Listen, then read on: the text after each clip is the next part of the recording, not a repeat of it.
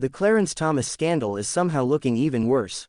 Before he began receiving expensive gifts and luxury vacations from Harlan Crow and other conservative benefactors, Clarence Thomas reportedly expressed significant concerns about his financial situation, even prompting concerns from a Republican lawmaker more than 20 years ago that he might resign from the Supreme Court if he could not boost his salary. One or more justices will leave soon, if justices aren't given a raise, Thomas told then Republican Representative Cliff Stearns in 2000, as they flew home from a conservative conference at a Georgia resort, according to ProPublica. I intend to look into a bill to raise the salaries of members of the Supreme Court, Stearns wrote to Thomas afterward. As we agreed, it is worth a lot to Americans to have the Constitution properly interpreted. Congress ultimately did not give justices the major raise Thomas had pushed for, nor did it lift the ban on justices accepting speaking fees, as he had also sought. But a new ProPublica report raises questions as to how and why elite conservatives began lavishing the right-wing justice with gifts soon after, gifts that often went undisclosed by Thomas, in apparent defiance of federal law. At the time of his conversation with Stearns in 2000, Thomas made $173,600 annually but was hundreds of thousands of dollars in debt. One of the least wealthy members of the court, he was reportedly frustrated as he sought to finance his lifestyle and raise his young grandnephew, and, as a justice with a lifetime appointment, he had no private sector payday waiting for him on the other side of his tenure unless he left the bench. This prospect concerned Republicans who prized Thomas's conservative jurisprudence. His importance as a conservative was paramount, Stearns told ProPublica.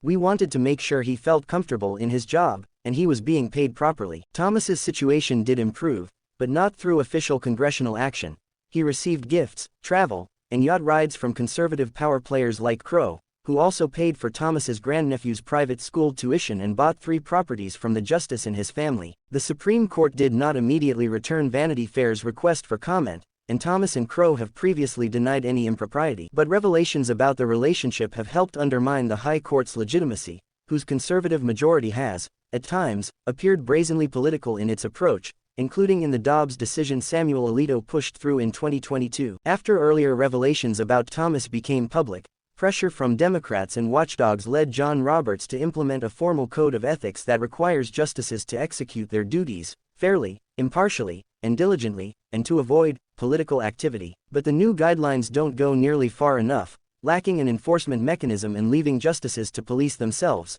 something the latest Thomas revelations make clear they can't be trusted to do. These questions of judicial integrity are taking on added urgency as the Supreme Court considers the immunity defense Donald Trump has put forth in an effort to toss the criminal charges he's facing for attempting to overturn his 2020 election loss. Democrats, including Hank Johnson of the House Judiciary Committee, have called on Thomas to recuse himself from that case, given the involvement of his wife, the conservative activist Ginny Thomas, in those very election subversion efforts. Your wife's activities raise serious questions about your ability to be or even to appear impartial in any cases before the Supreme Court involving the 2020 election and the January 6 insurrection, Johnson and his colleagues wrote to Thomas last week. But as Thomas has not seemed to let ethical concerns stand in his way before, he has not given much reason to expect this time will be any different.